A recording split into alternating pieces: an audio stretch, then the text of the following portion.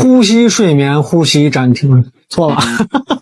呼吸睡眠暂停综合征，我讲了好多遍了，跟粉丝们讲了无数次，我说你一定要重视这个严重的打呼噜晚上憋醒的这个状况。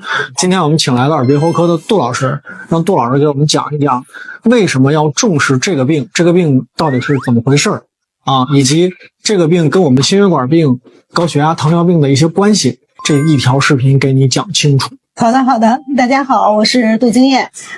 说起这个病呢，可能很多人都不把它当回事儿。睡觉打呼噜很正常啊，其实不是的。平时咱们睡觉打呼噜的时候呢，其实好多时候啊，开始是跟耳鼻喉有关的。譬如说，我们如果有鼻炎、鼻息肉这些病的时候呢，引起呼吸睡眠这个打呼噜。除此之外，像我们那个张开嘴看到的那个小舌头过长，或者它是过软，它也会让我们打呼噜。另外呢，像扁桃体发炎啦，还有腺样体肥大呢，同样都是会让我们打呼噜的。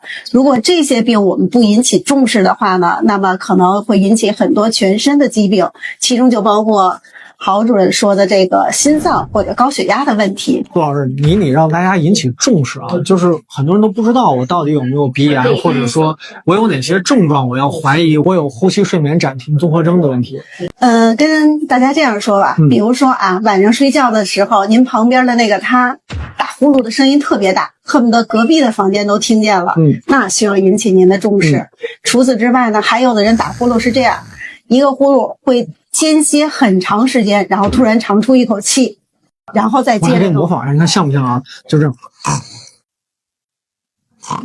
对，是不是？就是这个样子，就感觉是要憋过去了感觉。对，这个要引起您的注意。对，我这个学的时间还短啊，我听过最长的，我病房里有一个病人，那病人200多斤，然后是标准的这种小下颌、粗脖子。对，你听到呼吸是这样的，没气儿了，没动静了，等着，然后等着，30秒过去。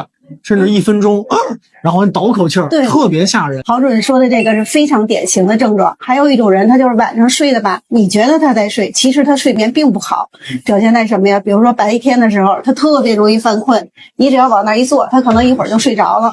还有的司机会说，开车的时候，开着，他可能他就会眯到一小下，这个也非常危险的。对，所以要重视这个睡眠的问题啊，非常重要。那我来给大家讲讲为什么它跟我们心血管病有关系。大家不是觉得说我就是睡觉打呼噜吗？其实呼吸睡眠暂停它有一个巨大的问题，它会引起你夜间的那种低氧，你的脑子它一直都没有休息，然后你的神经内分泌系统都是紊乱的，会造成你的这种激素的波动，然后还有我们胰岛素的抵抗，它会增加你全身血管的炎症反应。我们动脉粥样硬化的进展，包括其他的血管、脑血管病、全身做的这种血管损伤，都跟炎症因子相关。所以睡眠呼吸暂停对的炎症因子有影响。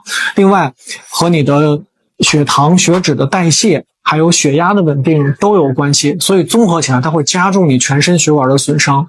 别小看一个打呼噜，别把它当回事儿，对吧，周老师啊？讲清楚了吗？